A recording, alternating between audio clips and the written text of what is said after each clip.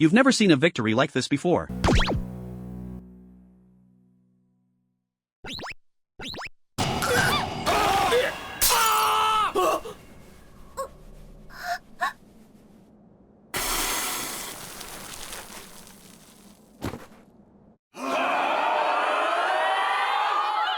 It was the final match of this year's sports season, and the winner would be crowned the best player of the year. Though they were secretly a couple, there was no room for mercy between them. After all, the match was being watched by many nobles, and if they wanted their support, they had to give their absolute best. Both teams were evenly matched, and after a long struggle, no clear winner emerged. It was time to pull out their ultimate moves. Unexpectedly, Romeo accidentally grabbed something soft, and in the end, due to excessive blood loss, Romeo lost the match. Persia became this year's best player. わかってんだろうな、犬塚。これからてめえは黒犬のリーダーじゃねえ。おっぱいクソ野郎だ。おっぱいクソ野郎!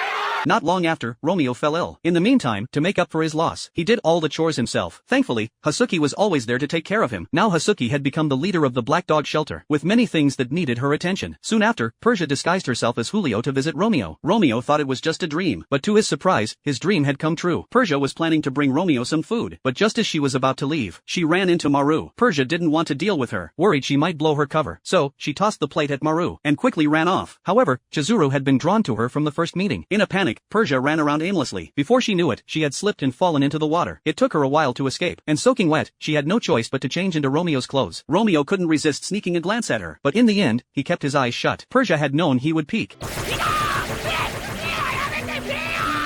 ごめん、機嫌直して。知らない。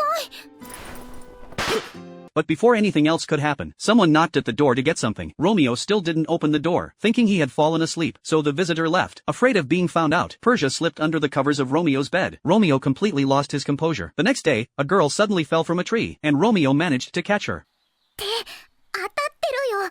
セクハラだよ。あ、悪い。胸って気づかなかった。君、なかなか失礼なやつだね。